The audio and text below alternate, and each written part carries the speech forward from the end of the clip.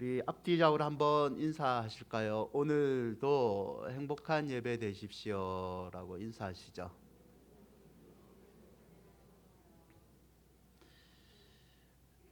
여러분 1998년 5월에 워싱턴 대학에서 당시의 세계적인 부호였던 이 빌 게이츠와 워렌 버핏의 초청 강연이 열렸습니다.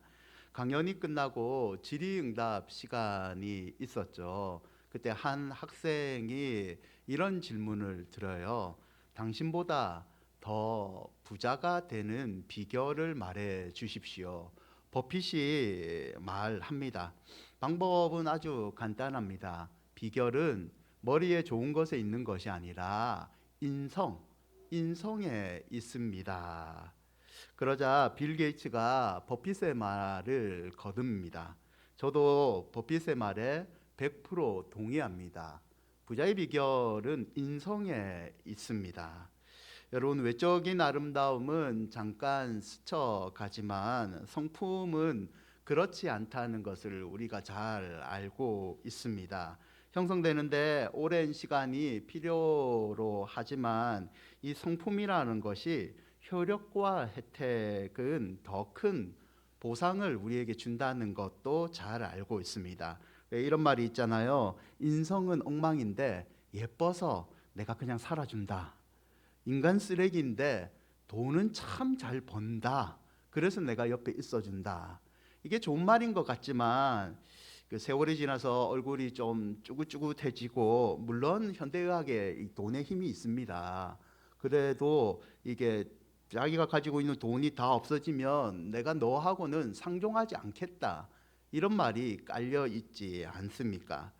가수 중에 임창정이라는 사람이 있어요. 이 임창정이 김신영 씨가 진행하는 MBC 라디오의 프로그램에 나와서 한 후배를 극찬을 합니다. 이 후배는 내가 너무 기대되고 너무 좋아한다 라고 얘기를 했대요. 그 후배 가수가 누구냐면, 여러분도 좋아하시는데 이름부터 특이하더라고요. 임영웅. 이 임영웅 씨를 지금 약간의 탄식이 나왔습니다. 너무 좋아가지고 이 임영웅 씨를 칭찬을 했대요.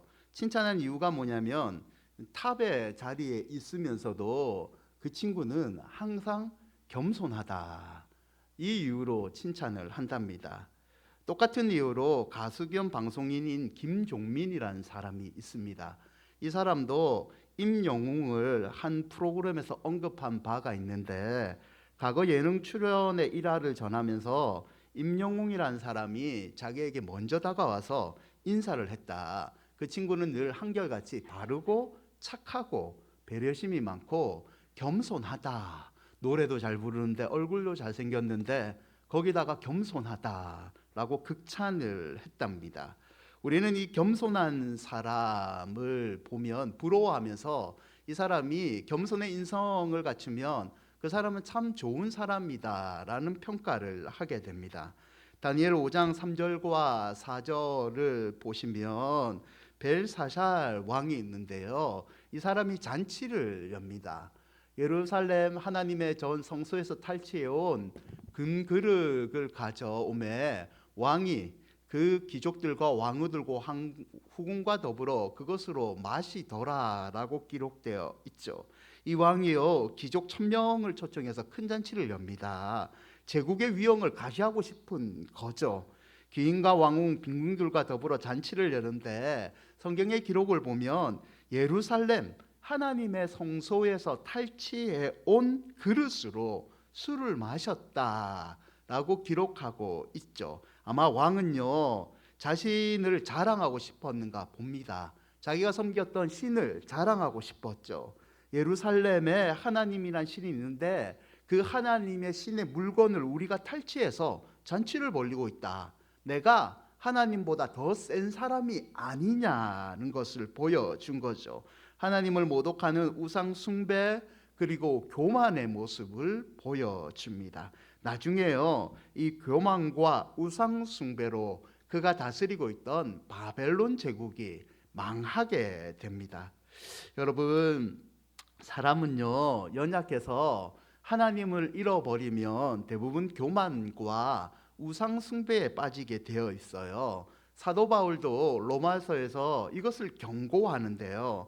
로마서 1장 21절과 23절을 보시면 바울이 이렇게 얘기합니다. 하나님을 알되 하나님을 영화롭게 아니하며 감사하지도 아니하고 오히려 그 생각이 허망하여지며 미련한 마음이 어두워졌나니 스스로 지혜 있다 하나 어리석게 되어 썩어지지 아니하는 하나님의 영광을 썩어질 사람과 새와 짐승과 기어다니는 동물 모양의 우상으로 바꾸었느니라.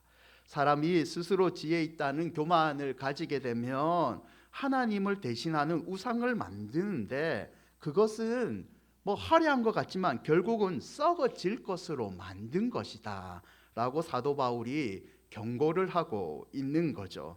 여러분, 아담과 하와가 하나님 앞에서 범죄한 이유가 무엇입니까?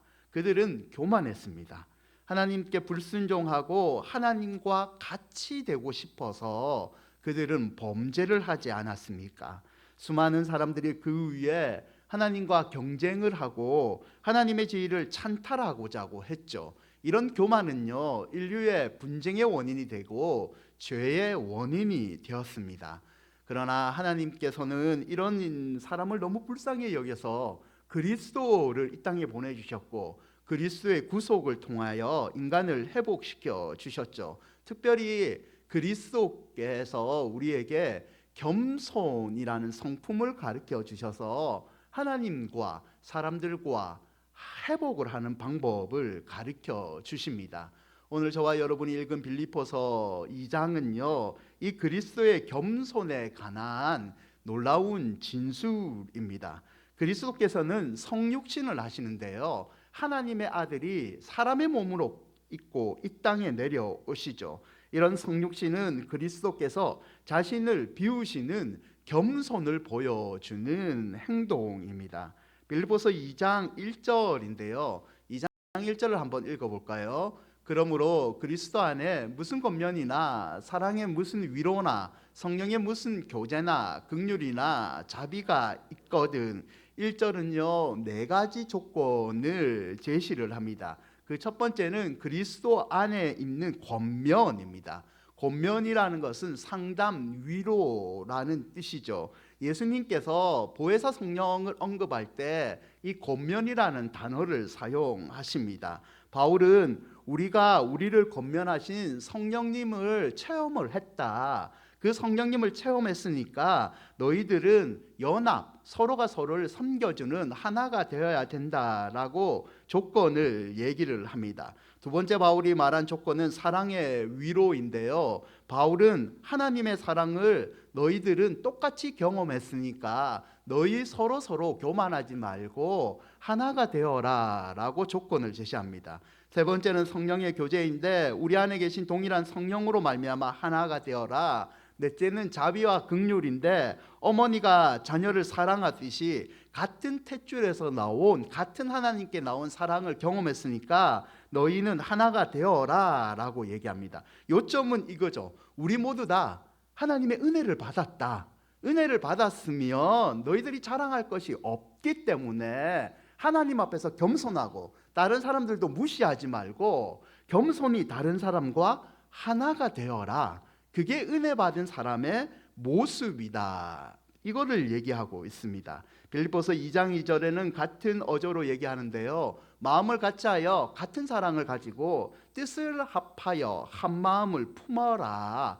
겸손히 하나가 되는 게 교회의 본질이라고 얘기를 합니다. 바울은요, 당시 고린도 교회가 갖고 있던 문제, 서로 은사를 자랑하고 서로 자기의 지식을 자랑하는 그 분열의 문제가 빌립보 교회에도 있었던 것 같습니다. 그래서 빌립보 교인들에게 너희들은 하나가 되어야 되는데 하나가 되는 이유는 간단하다. 하나님께 같은 은혜를 받았으니까 너희가 자랑할 게 뭐 있느냐. 하나님께 겸손하듯이 서로를 겸손해서 하나가 되는 게 교회의 본질이라는 것을 가르쳐 주고 있습니다. 그래서 2장 3절과 4절을 보면 구체적인 하나가 되는 연합의 방법을 2가지 제시하는데요. 그 첫 번째는 이기적인 욕망과 헛된 영광을 추구하지 말라. 즉 교만한 것들을 자랑하지 말라. 그래야 하나가 될 수 있다. 그리고 두 번째 방법은 교만하지 아니하되 겸손한 마음으로 각각 자기보다 남을 낮게 여겨라라는 방법을 제시하고 있습니다. 여러분 주위를 한번 돌아보십시오. 여러분은 여러분이 만나는 사람들을 대할 때마다 어떤 마음으로 대하고 있습니까? 여러분 자신이 내가 만나는 사람들보다 나는 저 사람보다는 낫다, 나는 저 사람보다는 믿음이 낫다라는 생각을 먼저 하고 계십니까? 여러분 주위를 돌아봤을 때 예배를 함께 드리고 있지만 내가 그래도 저 사람보다는 하나님께 믿음을 더 인정받고 있다는 마음을 혹시 갖고 있지는 않습니까? 성경은 이런 마음이 교만이고 이런 마음들이 교회에 분열을 가지고 온다라고 얘기를 하고 있습니다. 하지만 겸손하면요, 하나님 앞에서 겸손할 뿐만 아니라 다른 사람들도 존귀하게 여기고 그들과 하나가 될 수 있다라고 가리키고 있는 거죠. 여러분 교만한 사람들은요, 다른 사람들과 만났을 때 그 사람의 결점과 부족함에 주목을 합니다. 다른 사람이 보지 못하는 그 사람의 말투와 행동의 부족함에 주목을 하고 딱 꼬우고 비꼬고 그것을 강조를 하죠. 반대로 겸손한 사람들은요, 그들이 가지고 있는 탁월성, 하나님이 그들을 향한 가능성, 가치에 주목을 하고 있습니다. 사도 바울은 오늘 본문에서 매우 신중하게 이 점을 부각시키고 있는 거죠. 여러분 2022년 은혜를 받고 싶으세요? 저는 은혜를 받고 싶습니다. 여러분은 덜한가 봅니다. 그러시면 여러분의 은혜를 제가 다 훔쳐가겠습니다.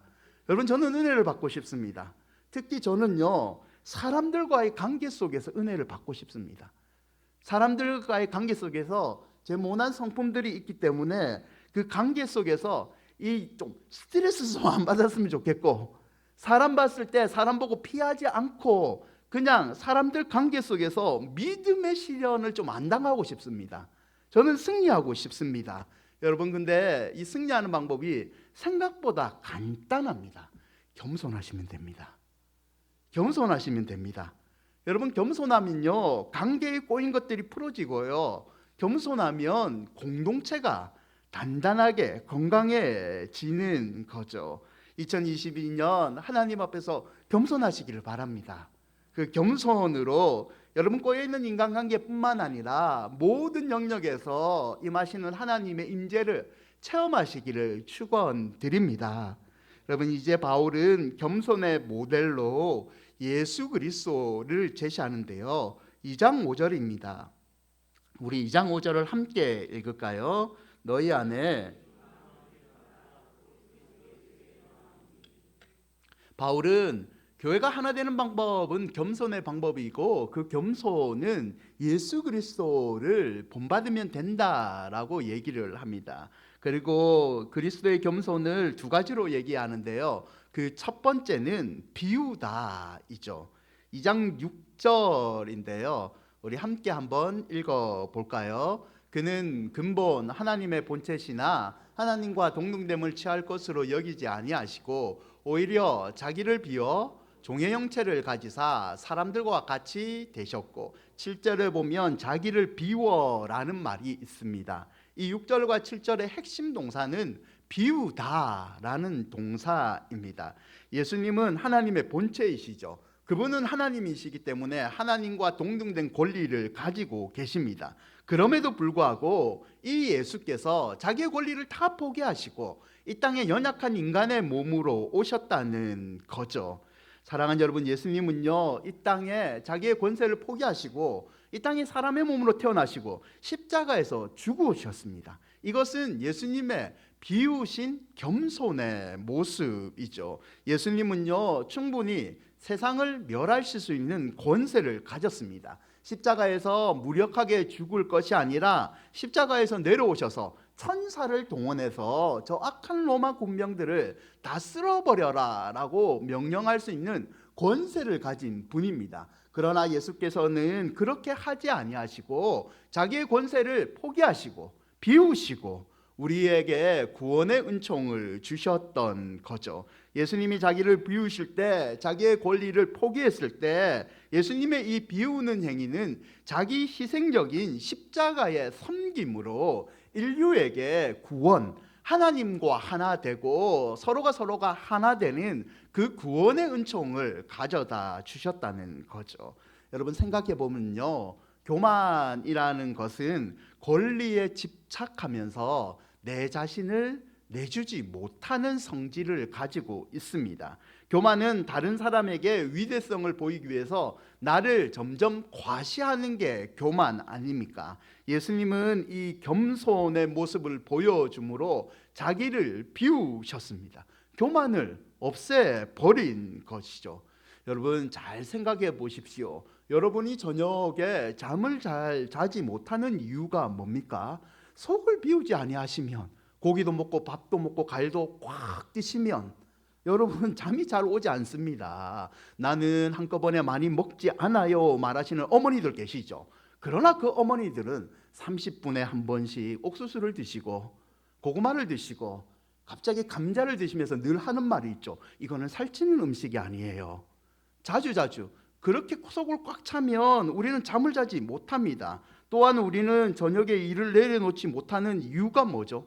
성공에 대한 갈망이 있고 집착이 있고 경쟁에서 살아남아야 된다는 초조함 때문에 우리는 비우지 못하기 때문에 단잠을 잘 자지 못하는 겁니다. 여러분 끝없이 욕망만 추구하다 보면요, 결국은 쉴 틈도 가지지 못하고 그렇게 살아가는 불쌍한 인생이 된다는 거죠. 이때 예수님의 비움을 우리는 배워야 됩니다. 쓸데없는 걱정을 비우고 세상적인 욕망을 비우고 그 자리에 하나님의 은혜 받을 것으로 채워야 된다는 거죠. 하나님이 우리에게 은혜를 주고는 싶은데 우리 마음에 하나님의 은혜를 받을 여유의 공간이 없습니다. 여러분 욕심을 버리고 은혜 받을 공간을 넓히면 성경 말씀대로 내 입이 크게 열리는 거고 하나님이 거기에 큰 은혜를 채워 주실 줄 믿습니다. 히브리서 4장 16절인데요. 함께 읽어볼까요? 그러므로 우리는 긍휼하심을 받고 때를 따라 돕는 은혜를 얻기 위하여 은혜의 보좌 앞에 담대히 나아갈 것이니라. 저는 이 말씀을 너무 좋아합니다. 때를 따라 돕는 은혜를 날마다 간구하는 사람 중에 한 명입니다. 그런데 여러분 이 때를 따라 돕는 은혜를 얻기 위해서 조건이 하나 걸려 있는데요. 그게 뭐냐면 긍휼하심을 받아라 라는 거죠. 여러분 긍휼이라는 것은 하나님의 은혜 없이는 나는 죽습니다 라는 표현입니다. 나 하나님의 은혜 받을 자격 없지만 하나님 나를 불쌍히 여겨서 은혜를 내려주십시오 라는 게 긍휼입니다. 이런 거죠. 나에게 능력 없습니다. 나는 교만한 사람도 못 됩니다. 나에게는 욕심도 없습니다. 하나님 그 욕심도 다 비우고 내 능력도 다 비운 그 가난한 심령에 하나님의 은혜를 채워주십시오 라는 마음의 기도이라는 거죠. 사랑하는 여러분, 욕심을 비운 가난한 심령으로 하나님께 한번 나아가 보십시오. 그러면 하나님께서 그 가난한 심령에 때를 따라 돕는 은혜로 채워주실 줄 믿습니다. 여러분이 예수님처럼 올 한 해 하나님 앞에서 자기의 모든 것을 비우는 겸손한 자가 되셔서 형통의 은혜를 누리시기를 축원드립니다. 두 번째 본문에서 배울 수 있는 예수 그리스도의 겸손은 낮추다입니다. 2장 8절인데요. 2장 8절을 함께 한번 읽어볼까요? 사람의 모양으로 나타나사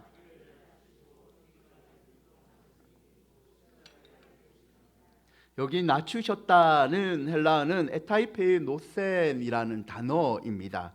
이 단어는 2장 3절에 언급된 겸손, 그리고 뒤에 놓는 3장 21절에 나오는 낮은 몸, 몸을 숙이다, 낮은 몸과 같은 타페이노를 어간으로 하고 있습니다. 그리스도께서는요 낮아주심을 보여주시는데 그리스도의 낮아줌의 극치는 십자가입니다. 하나님의 아들이 죄가 없는데 이 땅에 인간으로 모습을 오셨고 인간 대신 고통을 짊어지고 십자가에서 죽으셔서 지옥까지 내려가는 낮아짐의 모습을 보여주셨다는 거죠. 예수님은 자신을 낮추어 십자가에 죽으셨습니다. 예수님은 죽으신 겁니다. 인간이기 때문에 죽으셨죠. 여러분, 근데 왜 예수님이 자신을 낮추어 십자가에서 죽으신 거죠? 왜 예수님 십자가에서 죽으신 겁니까? 구원을 이루려는 큰 목적도 있습니다. 또한 예수님이 십자가에서 자신을 낮추어 죽으신 이유는요, 여러분, 하나님 뜻에 순종하기 위해서였습니다. 마태복음 26장 42절을 보실래요? 예수님의 모습인데요, 다시 두 번째 나아가 기도하여 이르시되 내 아버지여, 만일 내가 마시지 않고는 이 잔 십자가를 내게서 지나갈 수 없거든 아버지의 원대로 되기를 원하나이다. 겟세마네 동산에서 십자가 사역을 앞두고 예수님이 고통 중에 기도를 하신 거죠. 하나님이 이 십자가 너무 힘듭니다. 벗어날 수 있습니까? 라고 물으셨고, 기도 중에 만약에 이 십자가의 고통의 잔을 내가 피할 수 없다면 아버지의 뜻에 온전히 순종하겠습니다 라고 고백을 하신 거죠. 여러분, 성경은요, 하나님께 불순종하는 것을 교만이라고 정의를 합니다. 반대로 하나님께 순종하는 것은 겸손이라고 정의를 하죠. 예수 그리스도께서는 하나님의 뜻에 순종하여 우리를 위한 구원을 성취하셨던 겁니다. 여러분, 은혜는요, 하나님 앞에서 자기를 낮추는 낮은 몸을 가진 겸손한 자, 순종하는 자에게 은혜는 자주 옵니다. 여러분, 믿음이라는 것은요, 순종이라는 관문을 통과할 때 깊은 믿음이 생기는 거죠. 주경학자 베이컨이 순종이라는 것을 다음과 같이 정의합니다. 순종이라는 것은 주님께서 돌담을 뛰어 넘어가라 명령하신다면 그대로 하는 것이다. 뛰는 것은 내가 할 일이고 넘게 해주시는 것은 하나님이 하시는 일이기 때문이다. 여러분, 순종이라는 것은 되게 간단합니다. 하나님께서 너 기도로 저걸로 성취해 라고 하면 나는 기도를 열심히 하면 됩니다. 나는 기도를 열심히 하고 기도의 응답은 하나님 그분이 하시는 일입니다.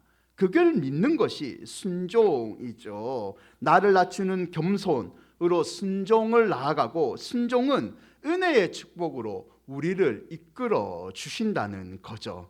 빌립보서 2장 9절인데요, 이러므로 하나님이 그를 지극히 높여 모든 이름 위에 뛰어난 이름을 주사 순종의 겸손을 보여주신 예수께 하나님께서 이제 높여주시는 은총을 보여주시는데, 하나님께서 예수님을 높이셨다라고 표현을 하죠. 이 그를 높이셨다는 말은 그가 자신을 낮추었다는 말과 대조적인 말입니다. 하나님께서 그에게 이름을 주셨다는 말은 그가 자신을 비우셨다는 말과 대조적인 표현입니다. 즉, 예수님은 비우고 낮추는 겸손을 하나님께 드렸고, 하나님은 그 겸손을 받으시고, 예수님을 모든 무릎을 예수의 이름에 꿇게 하고, 모든 사람이 예수를 구주로 시인하는 영광의 자리에 올려주셨다는 거죠. 사랑하는 여러분, 낮추는 겸손을 가지시면 하나님께서 높여주십니다.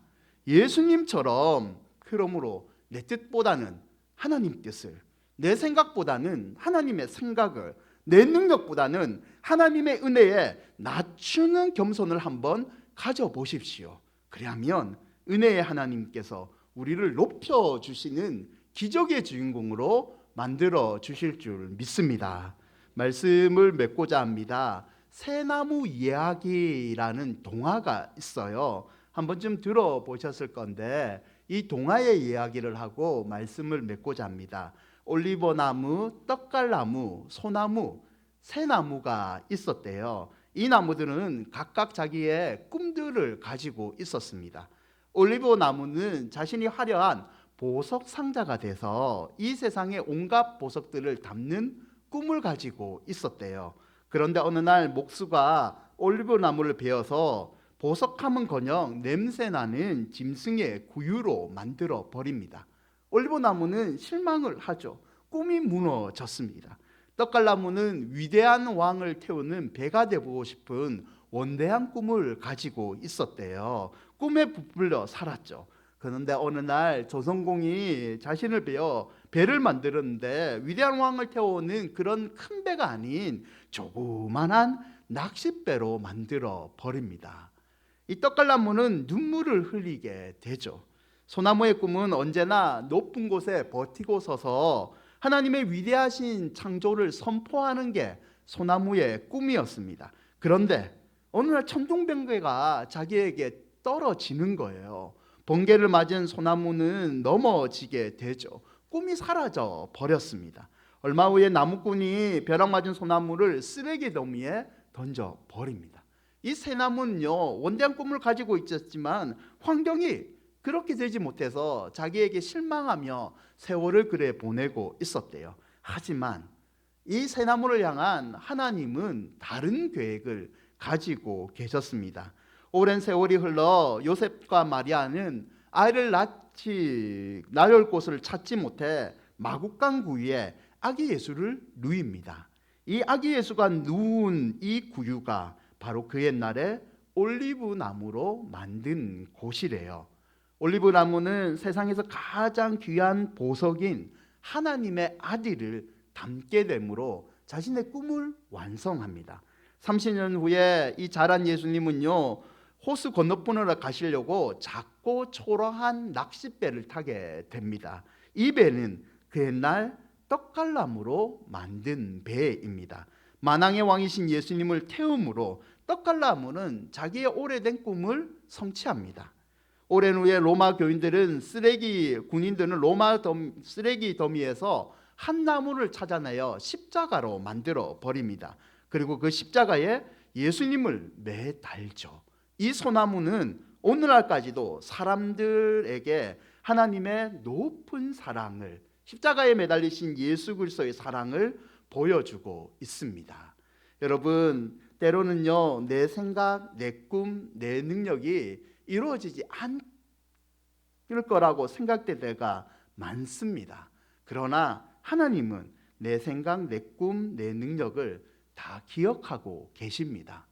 그 하나님을 믿으신다면 내가 이루겠다, 내가 내 능력으로 하겠다는 그 마음을 비우시기를 바랍니다.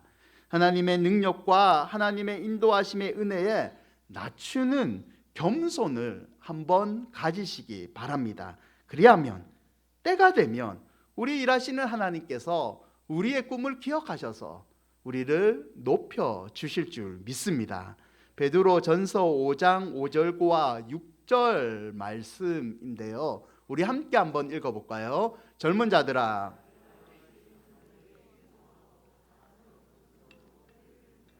하나님은 교만한 자를 대적하시되 겸손한 자들에게는 은혜를 주시느니라. 그러므로 하나님의 능하신 손 아래에서 겸손하라. 때가 되면 너희를 높이시리라. 아멘. 하나님의 능하신 손 아래서 겸손하라. 그리하면 때가 되면 너희를 높여 주시리라. 아멘. 우리의 능하신 하나님을 믿는다면 겸손한 자가 되시기를 바랍니다. 그리스도의 겸손을 본받아 하나님 앞에서 비우고 낮춤으로 하나님의 높아주시는 이 은혜를 2020년 한 해 동안 날마다 체험하시기를 주님의 이름으로 축원드립니다. 우리 찬양하시